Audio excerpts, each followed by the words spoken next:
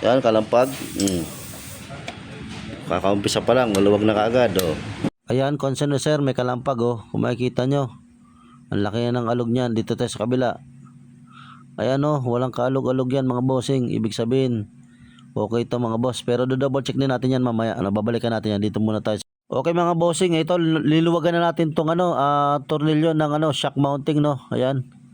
So medyo matigas, spray nyo ng WD-40 para matanggal yung kalawang. So ito tinanggalan natin para ma-check, no.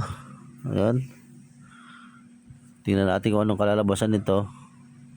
Ayan mga boss, kung nakita nyo, nakalitaw na mga bossing yung tornilyo sa shock mounting. Ayan, higpitan lang natin yan mga bossing.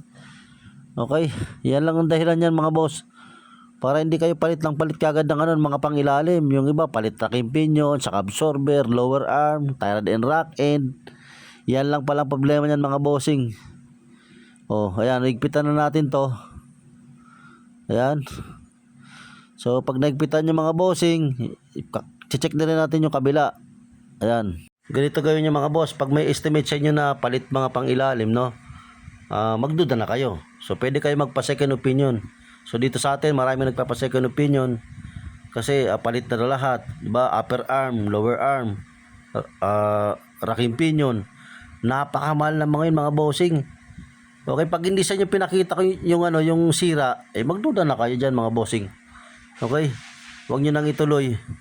Sa iba na lang kayo magpa-check. Okay lang naman yun mga bossing. Kaysa ganyan, no, tinan mo, ang luwag. So checkin din natin yung kabilang shock mounting.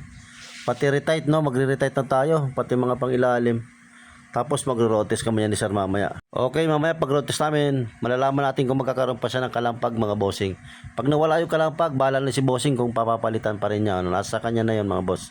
So ito, chinek na rin natin yung kabila, ayan, maigpit to mga bossing. Kaya okay, hindi na natin ito papapalitan. At least maigpit, makikita nyo naman, ayan,